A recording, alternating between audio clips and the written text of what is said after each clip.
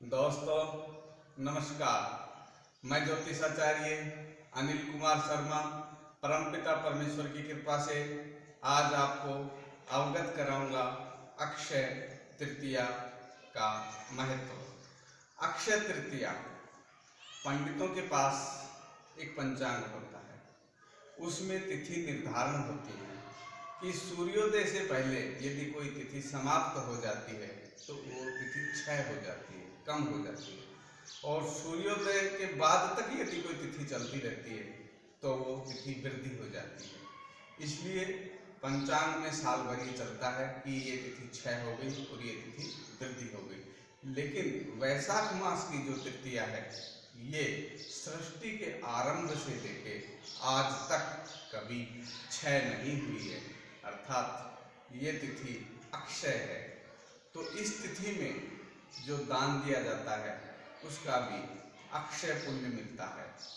अर्थात इस तिथि में व्यक्ति वैशाख मास में आती है तो पानी का 5 घड़ा, 3 घड़ा, 2 घड़ा अथवा 1 घड़ा अवश्य धार्मिक स्थान पर चढ़ावें।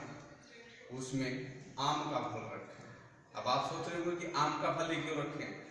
इसमें यह होता है कि जिस फल की गूठी सबसे बड़ी होती है, उसके अंदर जो गुठली होती है, बीज होता है, वो सबसे बड़ा होता है, तो उसका पुण्य उतना बड़ा अपन को प्राप्त होता है। तो आम की मैं सोचता हूँ कि गुठली जो है वो अन्य से सबसे बड़ा बीज है। जैसे अपन यदि संतरा रख के ले जाएंगे तो उसका बीज कितना सा होता है, तो इस प्रकार से आम को ही रख के ले जाना चाहिए। आम के साथ में कुछ खरबूजा, वस्त्र, पंखा आदि धार्मिक स्थानों पे अथवा ब्राह्मणों को दान करने चाहिए। तो जितनी भी जो मानव जीवन की आवश्यक वस्तुएं हैं वो हमें अक्षय तृतीया को दान करनी चाहिए, क्योंकि इस तिथि को दान किया हुआ जो है वो हमको अनंत जन्मों तक प्राप्त होता है। तो इस प्रकार से अक्षय तृतीया के दिन यदि अपने पास सामर्थ्य है तो किसी ब्राह्मण को अपन भूखंड भी दान दे सकते हैं, अथवा भूखंड के ऊपर एक अच्छा सुंदर भवन बना करके भी किसी ब्राह्मण को दान दे सकते हैं। यदि अपन ने किसी ब्राह्मण को भवन बना करके दान कर दिया है तो जिंदगी में अपन को पीछे मुड़ के देखने की आवश्यकता नहीं पड़ेगी। अपने पास सारे सुख मौजूद होंगे, क्योंकि एक भवन में सारे सुख होते हैं। और इसमें जो पंखे का महत्व है मैं आपको बताना चाहूँगा कि बहुत पहले की बात है कि जिस समय पंखे से यूँ हवा किया करते थे। आजकल अपन चाहें तो किसी ब्राह्मण को इलेक्ट्रॉनिक पंखा अथवा एसी का भी दान कर सकते हैं।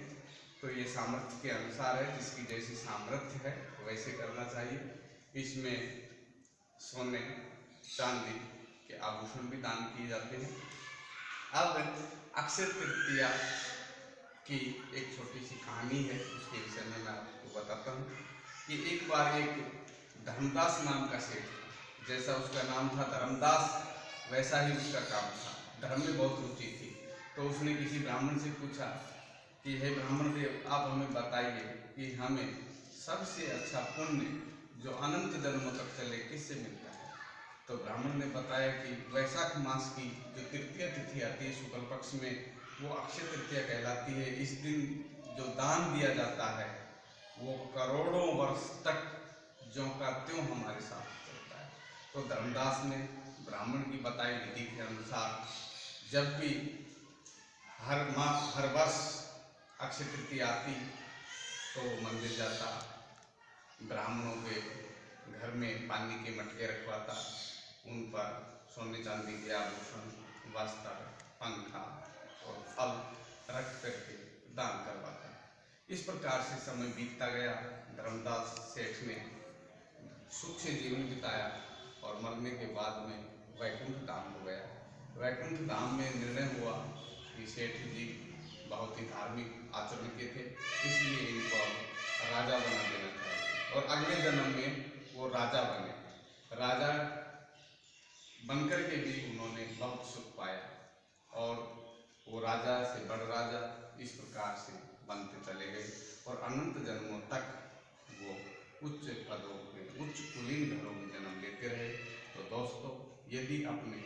आगे के जन्म अपन को सफल बनाने हैं तो अक्षय तृतीया पर जरूर करने चाहिए ये दान जो मैंने आपको बताए थे। इस कहानी को सुनने से आपको अक्षय पुण्य की प्राप्ति होगी। तो कहानी को वीडियो के माध्यम से आप मेरा वीडियो चला के सुन रहे हैं, इससे भी आपको परमात्मा अक्षय पुण्य देगा। यदि वीडियो पसंद आया है तो लाइक करें, सब्सक्राइब करें, दोस्तों को शेयर करें। धन्यवाद।